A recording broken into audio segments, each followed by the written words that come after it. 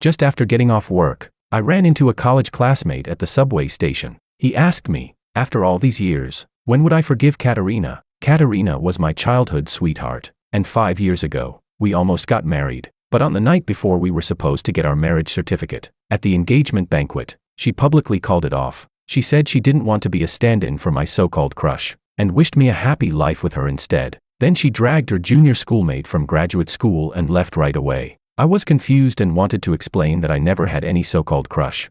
But she had already hurt me so badly that I was left shattered. And in the end, I left City A. Katerina has always had you in her heart. She said that if it weren't for you having a crush and treating her as a substitute back then, she would have married you already. Now, as long as you admit you were wrong, she's willing to rekindle your old romance. Rekindle an old romance? I laughed. My child is already 3 years old. What romance is there left to rekindle? Chapter 1. Domi's eyes widened. He stared at me blankly, as if he had just heard something unbelievable. Am married? His voice stuttered. Your kid is already in kindergarten. I nodded, unwilling to waste more words. I turned to leave. He yanked me back with astonishing strength. No way, Leonardo. You're not lying to me, are you? His emotions ran high, drawing the attention of the people waiting for the train nearby. You loved Katerina so much, who in all of City A didn't know? For her, you even gave up the chance to enter a top university with guaranteed admission. How could you possibly be willing to marry someone else? I frowned. Hearing these old stories come from his mouth only sounded ironic. I did love Katerina. I loved her enough to give up everything for her, but that was in the past. Why would I lie to you? I asked in return. My indifference seemed to provoke him further. Then who's your wife? What does she do? Is she as beautiful as Katerina? Is her family background as good as hers?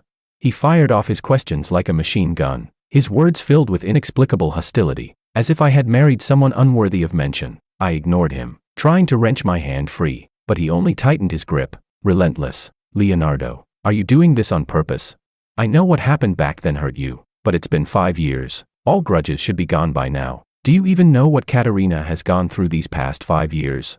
He went on and on, his tone laced with pride. Katerina Lin, as the only daughter of the Lin family, took over the Lin Corporation and proved herself no less than any man. With her bold reforms, the company's market value has tripled. She's become the most dazzling rising star in the business world. Countless wealthy families tried to win her over, but she stayed chaste for you. Other than Julian, her work partner, she hasn't had a single boyfriend. Everyone says she's a love brain, wasting 5 years of her life for a man who didn't know how to cherish her. The Katerina he described sounded devoted and outstanding, like the perfect tragic heroine, but to me, it was only disgusting. I remembered a phone call I received before leaving City A. It was from Katerina's father, Uncle Lin. His voice was as warm and polite as always, yet carried an unmistakable distance. Leonardo, I know you've been wronged. On the other end, he sighed lightly. That child Katerina, we spoiled her too much. She's got too much of a pampered princess temper. She first comforted me, then her tone shifted. But speaking of which, young people in relationships, it's normal to have some minor conflicts. Katerina is our only daughter. Taking over the Lin Corporation comes with enormous pressure. The help we can give her is only temporary. What she needs is someone by her side, to guide her and support her. I held the phone in silence. I understood exactly what he meant. I've met that kid Julian a few times. He's got a sharp business mind and is steady. He's accomplished academically, shares many common interests with Katerina, and has been a great help to her career. Uncle Lin's voice was gentle, yet every word struck me hard. Your gentle nature is a good thing, but for Katerina's position, her future husband needs to be decisive, to have means and strategy.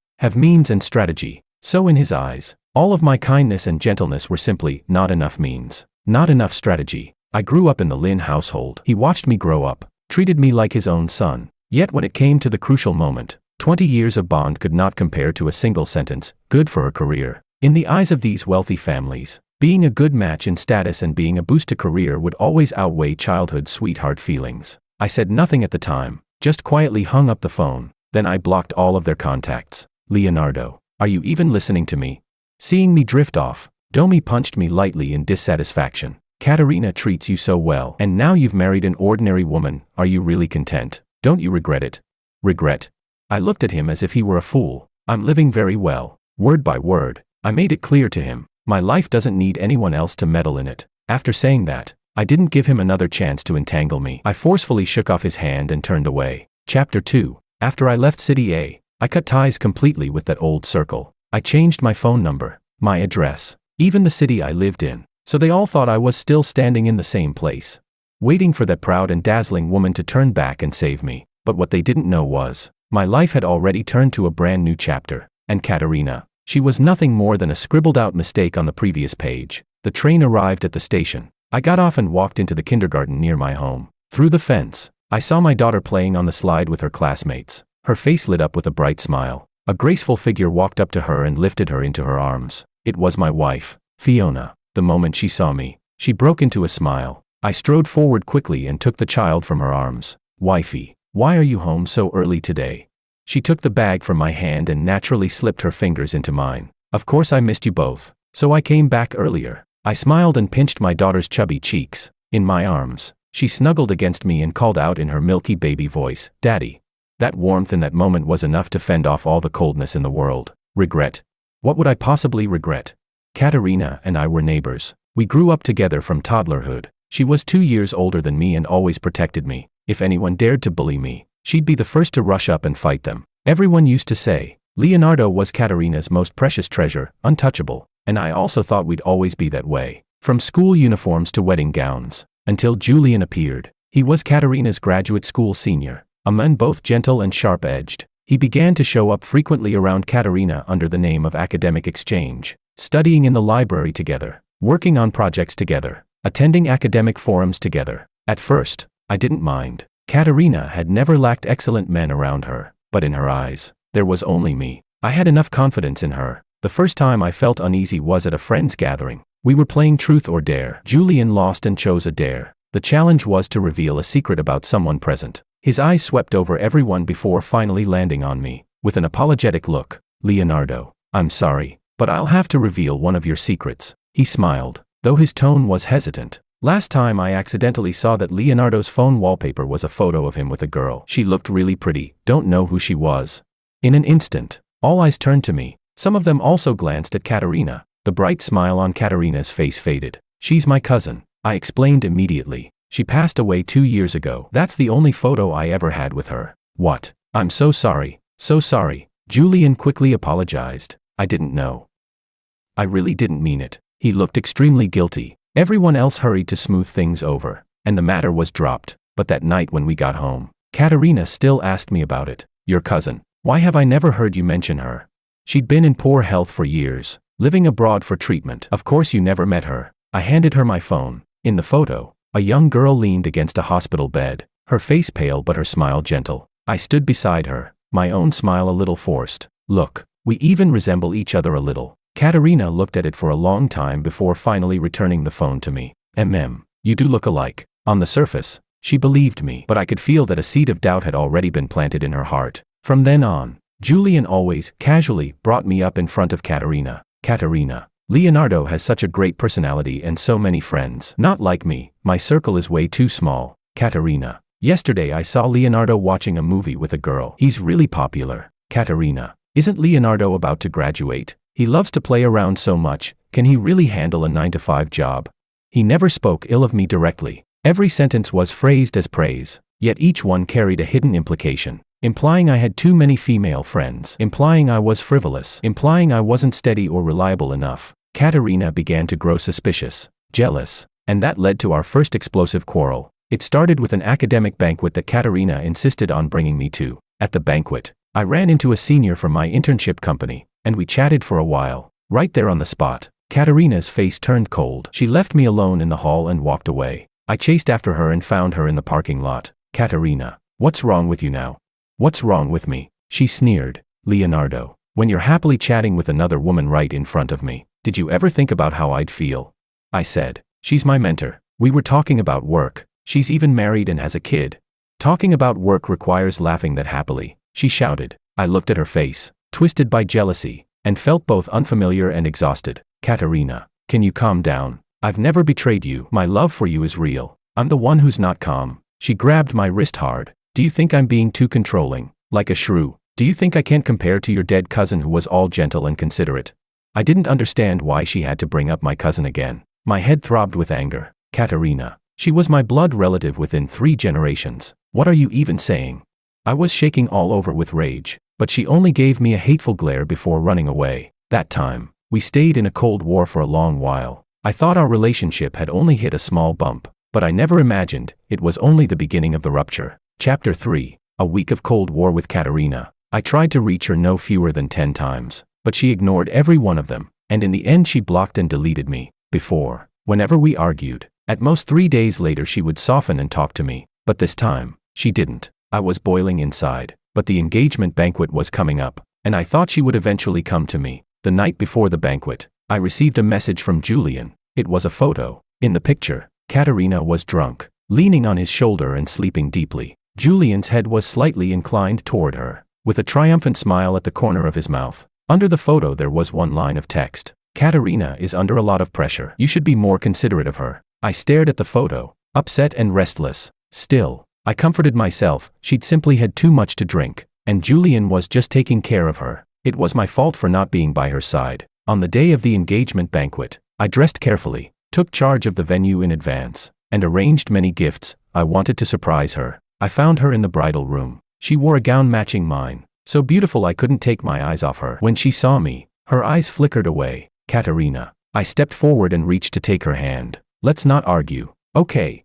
She reacted as if shocked by an electric shock and suddenly yanked her hand away. Her pull was so strong I stumbled, caught off guard. I looked at her in disbelief. Guests were filing in and the host was already ready on stage. We, as the protagonists, stepped to the front. Spotlights shone on us. I forced a smile, trying to keep up the outward peace. Katerina didn't even bother to pretend. She wore a cold expression the entire time and didn't glance at me once. When the host asked us to exchange rings, the fatal blow came. She pulled her hand away from mine again. In front of all the guests, with an icy gaze, she accused me. Being my stand-in was fun for you, huh? The room erupted in murmurs. My head went numb. I was completely stunned. Katerina, what are you talking about? What I'm talking about, don't you know in your own heart? She sneered and took a letter out of her bag. The stationery was pink and scented, clearly chosen with care. What's that? I asked. This is the love letter you wrote to your crush, she shouted. Julian found it in my study. She unfolded the letter and read it aloud in front of everyone. Those suggestive, saccharine phrases sounded like knives coming from her mouth, cutting into my chest. It's not mine, I blurted in panic. I didn't write it. Not yours. Katerina laughed until tears formed at the corners of her eyes. Handwriting can be imitated, but the perfume on this paper is exactly the same as the one you wear. Leonardo, how long do you plan to keep pretending?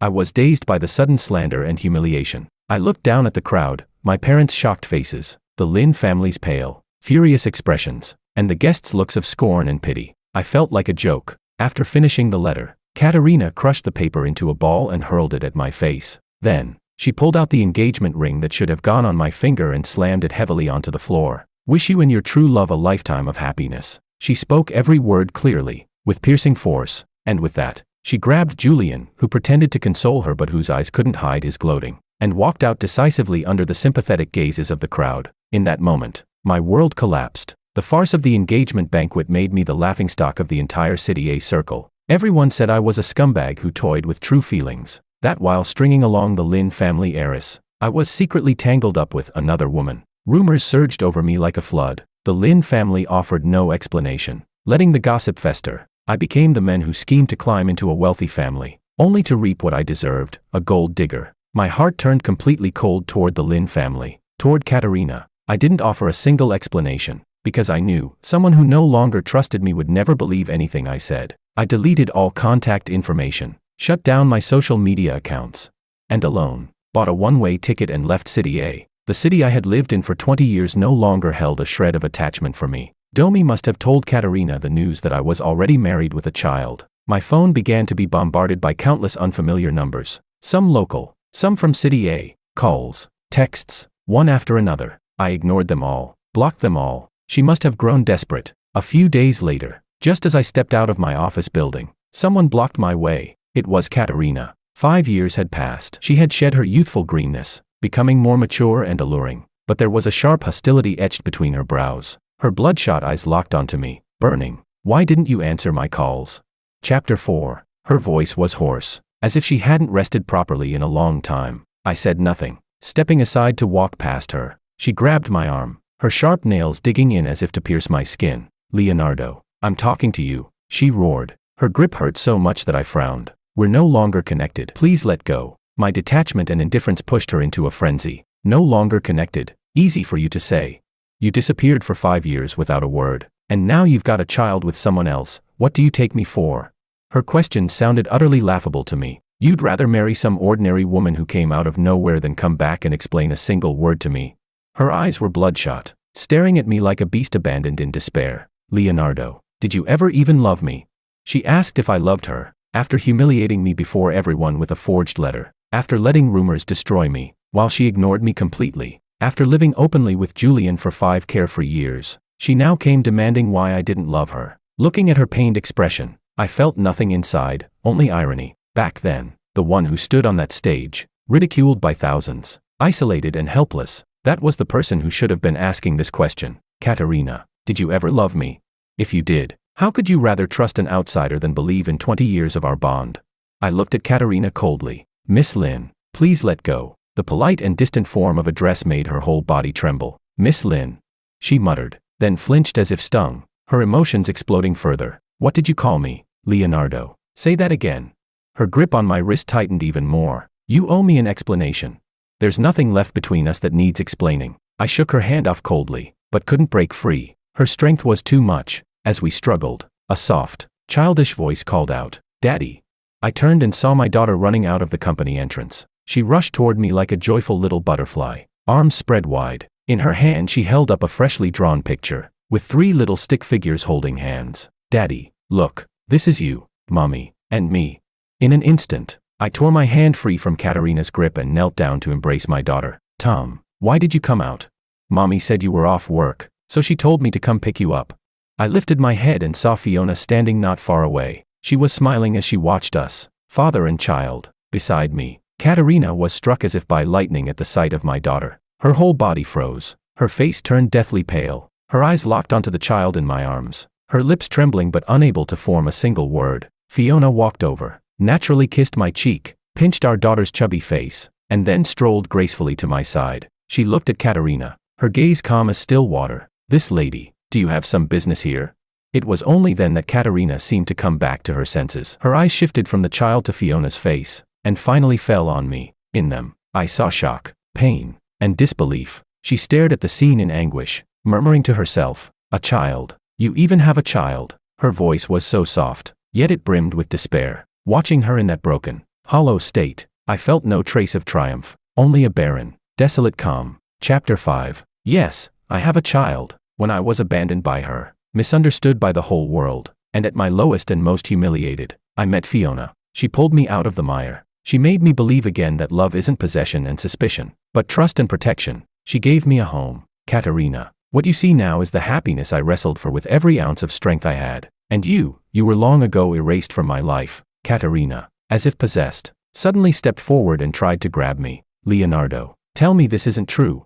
Her hand didn't reach me before Fiona stepped in to block it. Fiona is a little taller, her features clear and composed. She simply stood there calmly, as if she were an impenetrable barrier. Seeing her back, my heart softened. She stood dutifully behind me, ready to protect me. Miss Lin, is it?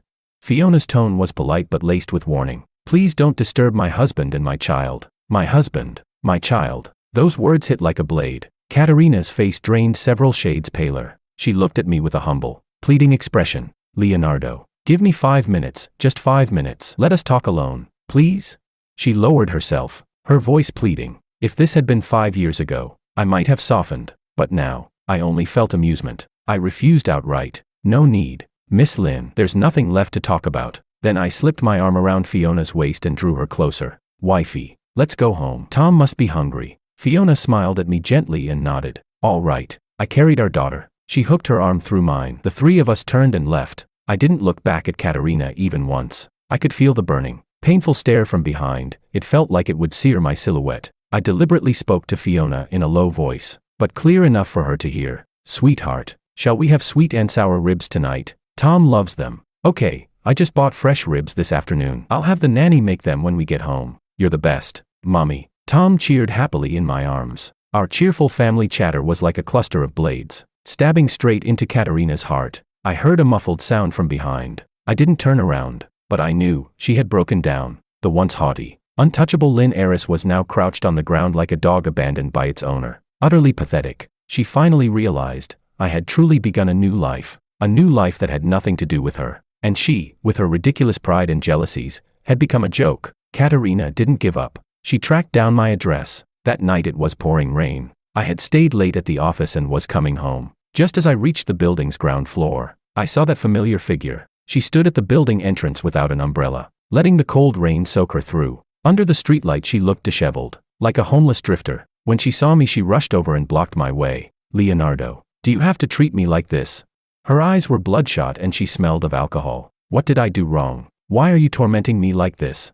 She made me laugh with anger. "Katerina, in what capacity are you asking me this now? I haven't forgotten you for a single day these past 5 years." She screamed in agony. "I've been waiting for you to come back. And you turned around and married someone else. How could you be so heartless?"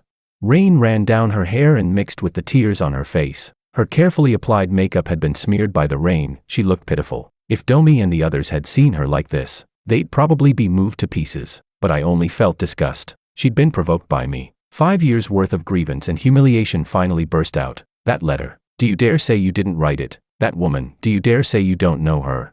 Why didn't you explain? Even if you'd come back and said something sweet to me, I would have believed you." The rain's chill was nothing compared to the sharpness of her words. At last, she made me angry. "Explain." I laughed bitterly. "Did I ever get a chance to explain to you, Katerina?" I looked at her and told her the truth, word by word. I never wrote that letter. I'd never heard any of its contents before.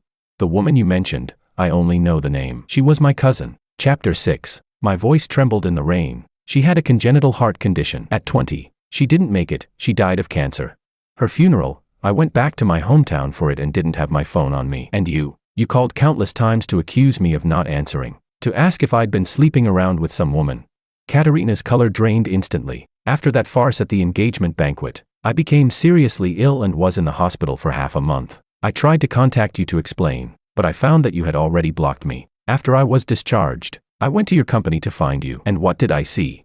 I saw you and Julian walking out of the building, laughing together. He had his arm around your waist, and you didn't push him away. At that moment, I lost all hope. I lifted my head to meet the shock and regret in her eyes. I asked her back, "Did you ever give me a chance to explain?" "Katerina, you preferred to believe a stranger's forged evidence than trust the 20 years between us. What did I ever mean to you?" My words struck Katerina like a thunderbolt. She froze in place as if struck by lightning, unable to believe what she had just heard. "No, this can't be." She staggered back, tripped on the step, and fell into the cold, wet ground. "My cousin, she's dead." She hugged herself in pain, trembling all over. "That letter." She looked up, her face full of remorse and anguish. "It was Julian. He was the one who gave me the letter." She began to recall the events in agonized detail. "He said he found it accidentally in my study and feared you were deceiving me. So he risked telling me. He whispered in my ear that you had already changed, that you had too many female friends, that you weren't fit to be the Lin family's son-in-law. At the time, jealousy and insecurity clouded my mind." She looked at me, her voice filled with desperate plea. "I was so afraid of losing you that I lost my reason." I watched her coldly, unmoved. "So that was your reason for humiliating me in public?"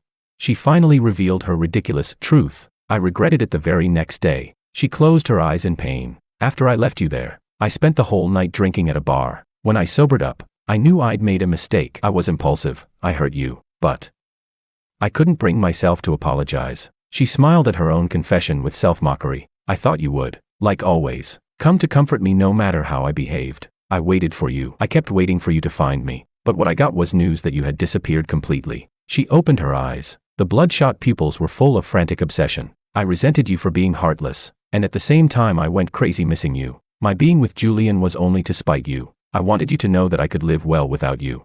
She ranted hysterically. "Nothing ever happened between us. We were only a nominal couple. My heart belonged to you alone."